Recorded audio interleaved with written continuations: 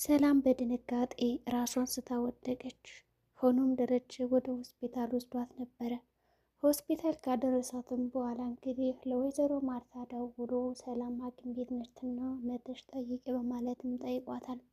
ይሁን እንጂ ወይዘሮ ማርታ ምን አድርጋት ነው ልጅቱ ከቤት ስትወጣ በሰላም የወጣች? እንዴት ነው አሁን እኔ ሆስፒታል የማገኛት? በማለት የደረጀን ጉሮሮ ንቅ አድርጋ ይዘውም ነበረ።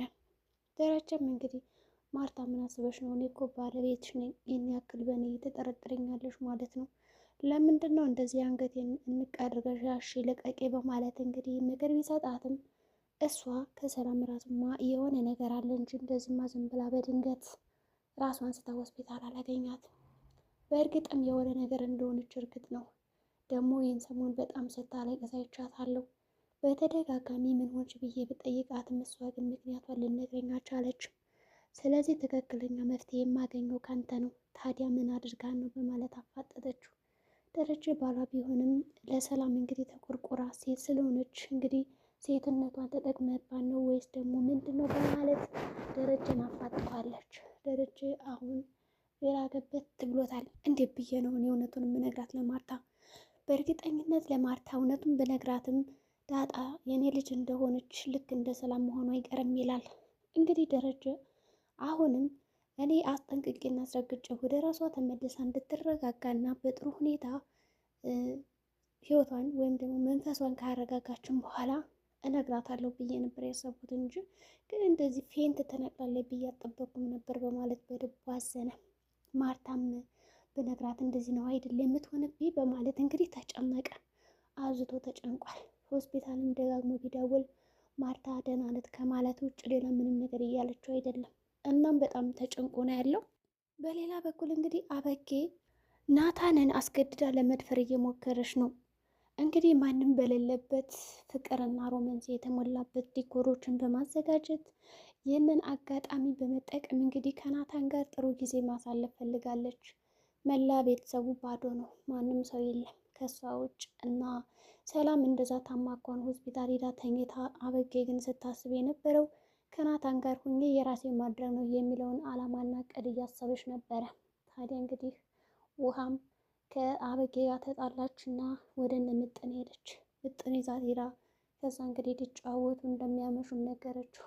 ታዲያ ናታን ተመልሶ ሲመጣ ወደዛ ቤት ሰው የለም እንዴ ብሎ በጠየቃት ጊዜ ማንም የለም እና እናንተ ብቻ ነን። በል እንግዲህ ይህንን ወይን እንጠጣ፣ አበባም ጎዝጉዤልሃለሁ። ይህንን አበባማ እንደዚህ ድምቅ አድርጌ ለብቻ ዲኮሩን ያዘጋጀውልን ነገር ጥለው አትሄድም። ስለዚህ ናታን አንተ ዛሬ ከኔ ጋር ነው ማሳለፍ ያለብህ ጊዜ በማለት እንግዲህ ናታንም ማስጨነቅ ጀመረ። ናታንም እሷን ላለማሳፈር ብሎ ከወይኑም እና ከቀረበለት ፍራፍሬ የተወሰኑትን ቀመስ ቀመስ አደረገ። ሆኖም እንግዲህ ቆይ ለምንድን ነው ፍቅሬን የማትቀበለኝ? እኔ እኮ ናፍቀኸኛል እያለች እንግዲህ መደበባበስ የሚባለው መዳሳስ ጀመረች። ይሁን እንጂ እንግዲህ ናታን ራሱን ለመቆጣጠር እየሞከረ ነው። እንግዲህ አበጌ ምን እያደረግሽ ነው? ዞር በይልኝ አትነካኪ ቢላት ልትሰማ አልቻለችም። እንዴ በቃ እሽትልና ከዛ ቀረብ ትላለች፣ እሽትልና ቀረብ ትላለች። በቃ መጨረሻ ላይ እንግዲህ ሄዳ ቁጭ አለችበት። እንግዲህ ከእግሩ ላይ ያለው አማራጭ እንግዲህ ገፍትሮ እንዳይጥላት ትሰበራለች ብሎ በማዘን እንግዲህ ናታን ምንም ነገር ሊያደርግላት አልቻለም። እንግዲህ እንደምንም ብሎ ራሱን ሸሻ ያደርጋል። ከዛ በኋላ እንግዲህ ጭቅጭቋን ጀመረች። እኮ አንተ ልጅ ግን ያዛች ዳጣ ጋር ያለ ነገር ምንድን ነው? እኔ እንደዚህ እየተንሰፈሰፍኩልህ ለምንድን ነው ወደ እኔ የማታየኝ? ይላታል። ናታንም እንግዲህ በሴት ልጅ አያምርም፣ ወደድኩ አፈቀርኩ ማለት በወንድ ነው። ሲጀመር ይህን የከራሽን መጣጠል የለብሽም። እኔ ናታን እንደሆንኩ እንግዲህ በዚህ ልብስ ቆራጣ ልብስና በአንዳንድ ነገሮች የምለካ ሰው አይደለሁም። ይሄ ነገር ደግሞ አያማልለኝም። ቆራጣ ልብስ ስለለበሽልኝ ራሽን አሳልፈሽ ስለሰጠሽ ለእኔ እኔ ላንቺ ልሆናለሁ ወይም ደግሞ የአንቺ እሆናለሁ ማለት አይደለም እና በጨራሽ አላደርገው። ከዳጣ ላይማ እንደዛ አይነት ክደት አልፈጽምም ይልና ዞር በይልኝ ይላታል። ይችን ዳጣንማ አንድ ነገር ነው ማድረግ ያለብኝ ብላ እንግዲህ አሁንም አሰበች። ሙሉ ለሙሉ የእሷ ነኝ ብሎም ነገራት። እኔ ከእሷ በምንድን ማሰው እያለች እንግዲህ መዘዟን አመጣችበት።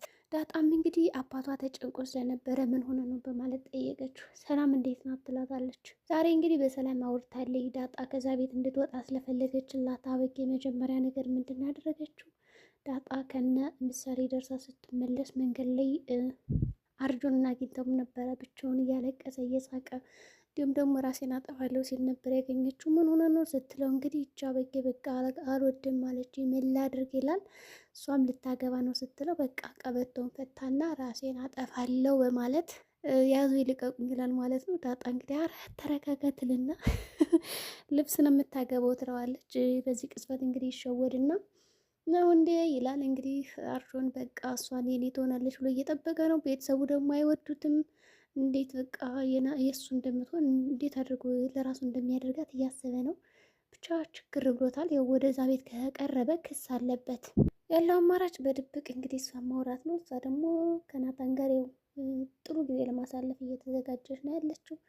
ይሁን እንጂ እዚህ ጋር አትቀመጥ፣ አባቴም ካየ ይገልሃል፣ ዞር በል እያለች ነው ዳጣ። እሺ በማለት እንግዲህ እዛ አካባቢ ለመረቅ እየወሰነ እየሞከረ እያለ ደረጃ ያየዋል ማለት ነው። ከዚህ ሰፈር ምን ታደርጋለህ አንተ ልጅ በማለት እንግዲህ በጣም ይሰድበውና ያንቋሸውና እንዲሄድ ያደርገዋል። እኔ ዳስ ሆንኩ ነው አይደል እንደዚህ የምታንቋሽ በማለት እንግዲህ ደረጃንም ተቀይሞትና ተከፍቶትም ነበር የሄደ። እንግዲህ ዳጣም ወደዛ ቤት ስትገባ አበጌ ፏ ዝንጥ ብላ ነው እንግዲህ እየጠበቀቻት። ምን ልታደርግ ነው ይሄ ሁሉ መዘነጥ ፏ ማለት ለምንድን ነው ብላ ብጠይቃትም እሷ ግን ናታን ዛሬ ከኔ ጋር ጥሩ ጊዜ አሳልፋለሁ ብሎ ነው ትላታለች። ዳጣም እሺ በማለት ነበር የወጣች። ታዲያ ሌላው ቤተሰብ ስትላት ሰላም ሆስፒታል ናት ትላለች። ግን ዳጣ ልቧ ነግሯታል መሰለኝ። ወይኔ ምስኪን የት ናት ብላ ወዲያውኑ ነበር ወጣ ለደረጃ የደወለችው እናቷ እንደሆነች ያው ልቧ ነግሯት መሰለኝ። እንግዲህ ደረጀም ደህና እንደሆነች ይነግራታል። ከዛ እንግዲህ ለምንድን ነው አንቺን ያክል የምትጨነቂው ስለ ሰላም ምንሽ ነች ይላታል። በቃ ስለምታሳዝነኝ ነው በማለት ዳጣ መለሰች። ያው ልቧ ነግሯት ነው እንግዲህ እናቷ መሆኗን። ስለዚህ ወደ እሷ መሄድ ፈልጋ ግን ደግሞ ደረጀ ከለከላት። ግን ሰላም ሆስፒታል ተኝታ በቃ ስለ ዳጣን የምታስበው ዳጣ ዳጣ ዳጣ እያለች ትጠራለች። ማርታ ደግሞ ይሄ ነገር በጣም ገርም ብሏታ መሆኗ ነው ዳጣ ዳጣ የምትለው በሰመመን ላይ ሆና ማለት ነው። ዳጣ ዳጣ የምትለው የእሷን ስም 30 ጊዜ ትጠራለች። ማርታ ደግሞ ጭንቅ አላት። እንዴት እሷን ብቻ ትጠራለች? ከዚህ ሁሉ ህዝብ አታውቃት የሲሰ ልጅ እንደሆነ የምታውቅ ለምንድን ነው በማለት እንግዲህ ማርታ ተጠራጠረች። እንግዲህ መጨረሻ ላይ ምንድን አደረገችው? ማርታ ለደረጀ ትደውልና እባክህ ዳጣን ይዛና ትለዋለች። በእርግጥ ደረጀ ዳጣ ወደ ሆስፒታል እንድትሄድ አይፈልግም። ከዛ በተጨማሪ ደግሞ በቃ ምናልባትም በሰመመን ላይ ሆና ተነግራታለች ብሎ ስላሰበ እንድትሄድ አይፈልግም። ወደዛ መውሰድ አይፈልግም። ሆኖም እንግዲህ ቤት ውስጥ ምን የሚበላ ነገር የላቸውም። ሴት አይደላችሁ እንግዲህ እስኪ ተሰብስባችሁ የሆነ ምግብ ስሩና እንብላ ይላቸዋል። እንግዲህ ደረጀ እንግዲህ የልጆችን ሙያ ሊፈትን በጣም ብዙ ነገር እያደረገ ነበረ። ውሃም እንግዲህ አሰራም ዳጣም እንደዛው ነች። ከውሃ በምንም አትሻልም። ትንሽ አበጌ ትሰራለች መሰለኝ። ነገር ግን መስራት አትፈልግም። የራሳችሁ ጉዳይ የራሳችሁ ሰርታችሁ ብሎ ነው የምትለው። እንግዲህ አባቷ ጨንቆት ቁጭ ብሎ ሳለ ምን ሆነ ነው እባክህ ትለዋለች። እንግዲህ አበጌ ዛሬ ቀረብ ብላ ለማናገር ሞከረች።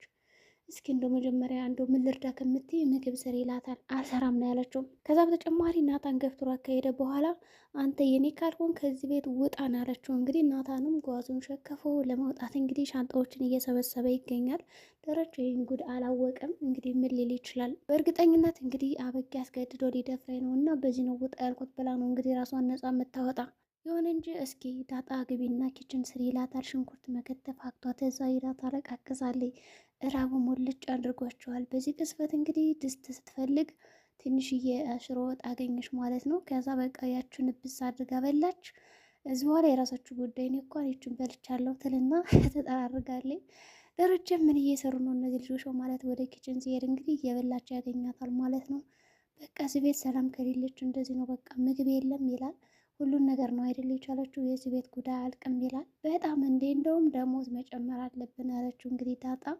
እሱስ ልክ ነሽ እንዴት አወቅሽ ምናምን ይላታል። እና ሽሮ ለመስራት ራሱ ቆይ ትናንትና ምን ነበር የተሰራ ምስር የት ነው በቃ ምስር ልስራ እያለች ነበር። እንግዲህ ዳጣ ግን በቃ ጋብዛችኋለሁ ይላቸዋል ለናታንና እንግዲህ ለወይዘሮ ማርታ ገዝተው ልኮላቸዋል። ለእነሱም እንግዲህ ገዝተው ነው የበሉ። እንግዲህ በዚህ ሰላም ከታመመች ሁሉም ነገር ከባድ እንደሚሆንባቸው አረጋግጠዋል ማለት ነው። ምንም ነገር የለም።